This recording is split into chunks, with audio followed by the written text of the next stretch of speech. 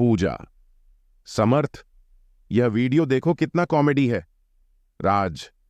पूजा, please मुझे मेरा काम करने दो, मुझे परेशान मत करो।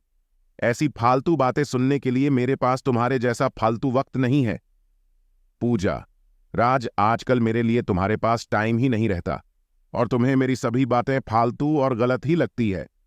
तुम्हारी नजरों में मैं इतनी ही बुरी थी तो तुमने मुझे प्रपोज करके शादी क्यों की? राज।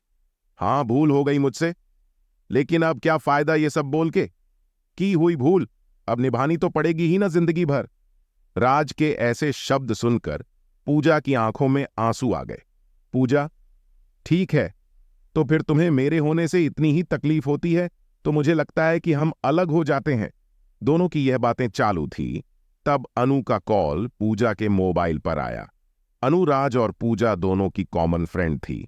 पूजा अनु का कॉल उठाती है, लेकिन अनु कॉल पर रो रही थी। पूजा, अरे बोल ना कुछ, क्या हुआ? आंटी की तबीयत अच्छी नहीं है क्या? अनु, मां की तबीयत अच्छी है। पूजा।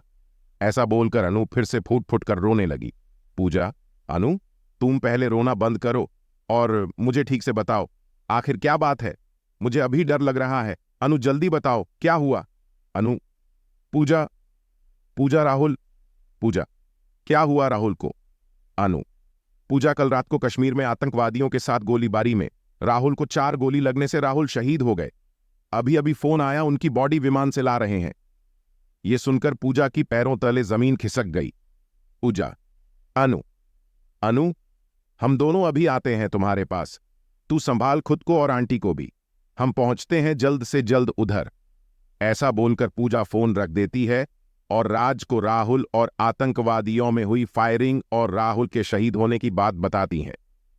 राज भी उसकी बातें सुनकर सुन्न हो गया, लेकिन तुरंत वह दोनों अनु के घर जाने के लिए रवाना हुए।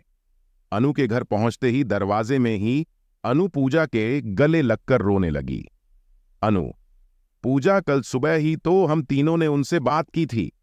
वीडियो कॉल पर वो कह रहे थे कि छुट्टी सेक्शन हो गई है और अगले सप्ताह वो घर आ रहे हैं। ये बातें बोलकर वह कितने खुश थे और रात को अचानक ऐसे हो गया।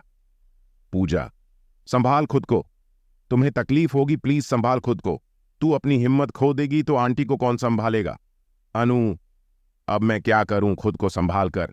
मेरे जीने की वजह ही मुझसे दूर चली गई। अब किसके लिए जीऊं मैं?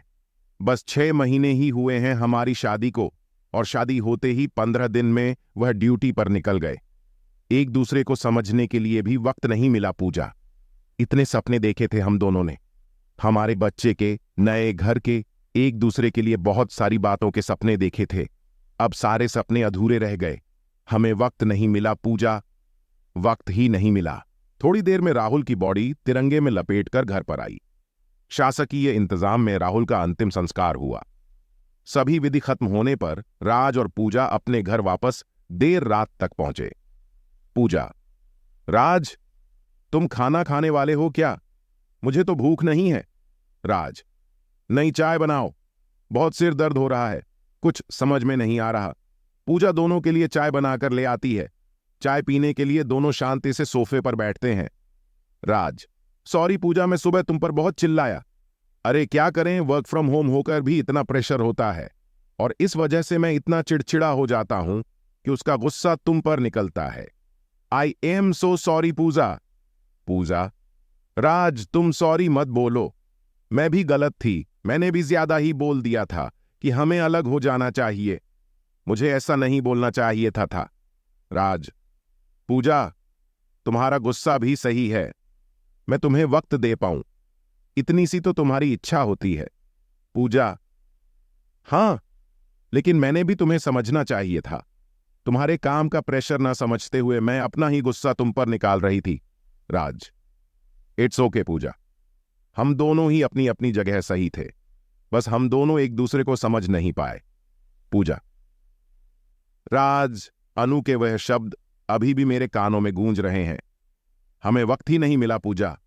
हम हमें मिला हुआ वक्त को कितना ग्रांटेड लेते हैं ना।